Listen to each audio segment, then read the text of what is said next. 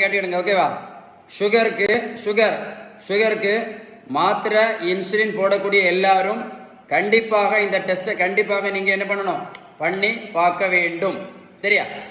இன்னொரு கொஸ்டின், சுகருக்கு மாத்திரை மட்டும் போட்டதால யாருக்கா சுகர் சரியா இருக்கா?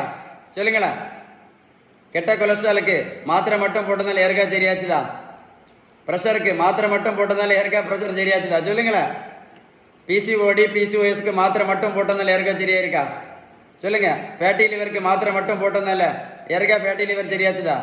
இந்த உலகத்தில் நடைபயிற்சி மட்டும் பண்ணதால யாராவது சுகர் மாத்திரை நடத்தினாங்களா, இல்லை ப்ரெஷர் மாத்திரை நடத்தினாங்களா, இல்லை கொலஸ்ட்ரால் மாத்திரை நடத்திட்டாங்களா, இல்லை தைராய்டு மாத்திரை நடத்திட்டாங்களா, இல்லை பிசிஓடி சரியாயிட்டா, இல்லை தைராய்டு சரியாயிட்டா, இல்லை அந்த இன்சுலின் நடத்தினாங்களா, இல்லை யாராவது இந்த பானை வேற குறைச்சாங்களா?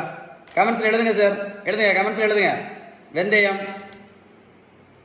என்னது கிரீன் டீ, கரிஞ்சீரகம், ஆவாரம்பூ, நெல்லிக்காய் ஜூஸ், கருவேப்பிலை, இது என்னது கொய்யா இலை, நாவல் பழம், இதெல்லாம் சாப்பிட்டதுனால யாராவது சுகர் மாத்திரை நடத்தினாங்களா, இல்லை ப்ரெஷர் மாத்திரை நடத்தினாங்களா, இல்லை கொலஸ்ட்ரால் மாத்திரை நடத்தினாங்களா, இல்லை ஃபேட்டி லிவர் யாருக்கா சரியாச்சுதா, இல்லை தைராய்டு யாருக்கா சரியாச்சுதா, இல்லை யாராவது இன்சுலின் நடத்தினாங்களா, இல்லை யாருக்கா பிசிஓடி சரியாச்சுதா, இல்லை யாராவது இந்த பானை வேற குறைச்சாங்களா?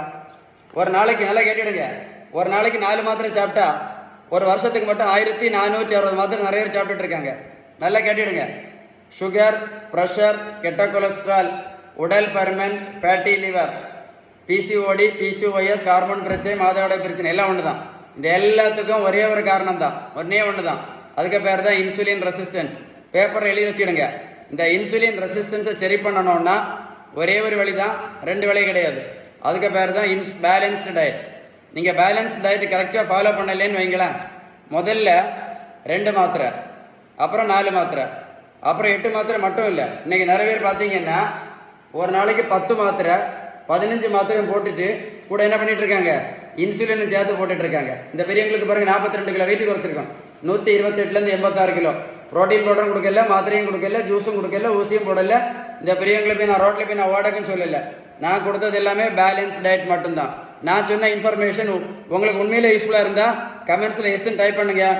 வீடியோ மறக்காமல் லைக் பண்ணுங்கள். உங்களுக்கு யாருக்காவது ஹெல்ப் பண்ணணும், இல்லை யாருக்காவது உதவி பண்ணணும் அப்படின்னு உங்களுக்கு விருப்பம் இருந்தால் இந்த வீடியோ ஷேர் பண்ணுங்கள். யாருக்காவது யூஸ்ஃபுல்லாக இருக்கும். சரியா?